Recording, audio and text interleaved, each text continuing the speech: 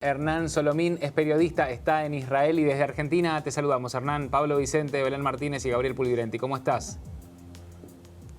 Buen día, ¿cómo están? Muy bien, gracias por estar con nosotros, por atendernos. Gracias a ustedes. Para contarnos de la realidad y este rebote en los casos que tiene Israel nuevamente. Sí, el incremento de casos se dio hace poco con la apertura de las clases en las escuelas primarias y secundarias y algunos casos más fuera de las escuelas, aunque lo positivo es que los casos de contagiados en escuelas, tanto en alumnos o en personal docente, son casos leves. Acá hasta el día de hoy lamentablemente se han ido 298 personas, aunque ha bajado la cantidad de internados graves a 29, de los cuales 23 de ellos están asistidos por un respirador. Ahí ha bajado la cantidad de internados intermedios a 42 y el resto del total de 2.600 personas está leve, ya sea en casa o en algún hotel con tratamiento, y una elevada cantidad de curados, 15.137. Bien, y esto motivó a los dichos del ministro de Salud de Israel diciendo que es alarmante la situación, que el crecimiento es alarmante y dramático concretamente. No. Primero no es alarmante porque el sistema de salud es muy bueno y como han comentado dos profesores en televisión, acá el profesor es un título superior al de doctor, que fueron anteriormente directores generales del Ministerio de Salud. Hay que tener en cuenta que la cantidad de internados en estado grave y asistido por un respirador ha bajado. La mayoría de los 2.600 son contagios leves. ¿Cómo se portan en Israel? ¿Hacen caso a las medidas que indican desde el gobierno? Las medidas se respetaron bastante, bueno, mucho cuando sí hubo aislamiento desde mediados de marzo hasta fin de abril.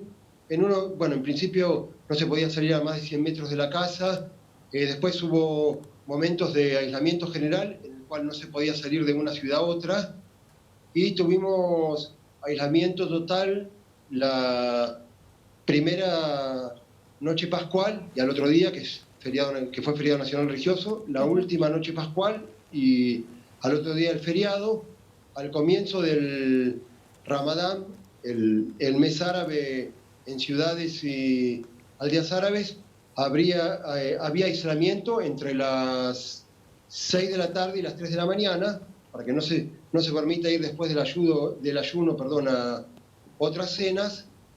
Eso después se liberó cuando a principios de mayo ya se podían realizar visitas y hubo solo aislamiento general total por algún periodo en 8 ciudades, 4 con mayoría de población religiosa y en 17 barrios de Jerusalén. En sí antes se respetaba más, ahora tendría que salir la policía a imponer multas, que está vigente, el equivalente a $57, a quien no lleva puesto el barbijo, porque muchos lo usamos y hay otras personas que no. Claro. Hernán, sacándote un poco del tema COVID-19, te quería preguntar por cómo está la situación con este proyecto de Benjamín Netanyahu de anexar estos territorios que están hoy por hoy ya ocupados por colonos israelíes, pero que en teoría le pertenecen a Cisjordania.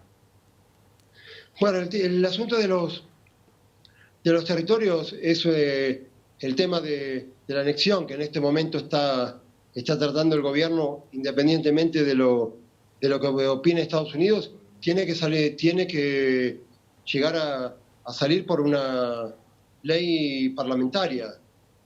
O sea que por el momento no hay nada concreto. Son intenciones del gobierno de anexar a territorio israelí asentamientos con población judía dentro de los territorios.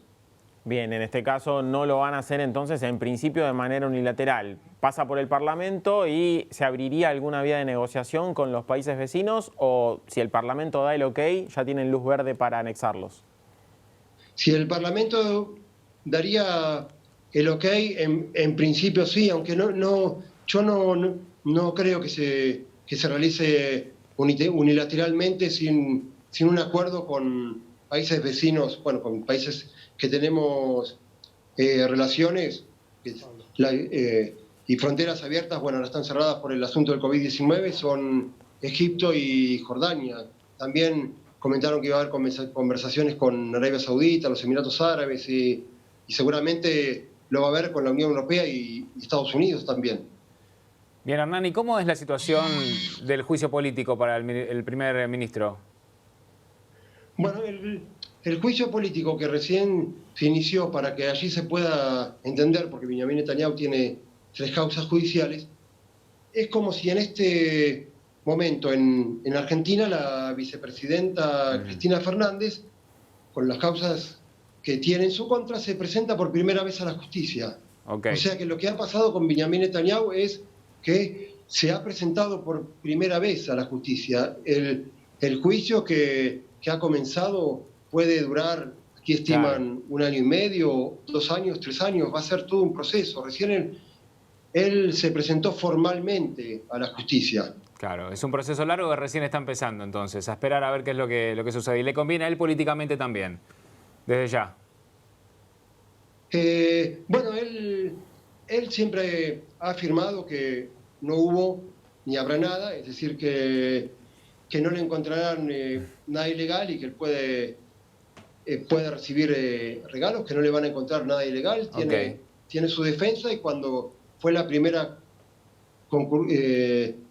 concurrencia al juzgado, fuera del juzgado estaba separada la gente que estaba a favor, que apoyaba a él, y gente que está en contra de que él continúe como primer ministro, aunque la Corte Suprema de Justicia dictaminó que él puede continuar como primer ministro, que no hay impedimento. Okay. En ese momento se formó coalición de gobierno y hicieron un acuerdo para que 1 año y medio gobierne Benjamín Netanyahu como primer ministro y después pase 1 año y medio a gobernar quien era hasta ahora líder opositor, Benjamin Gantz, que pasó a formar con él coalición de gobierno.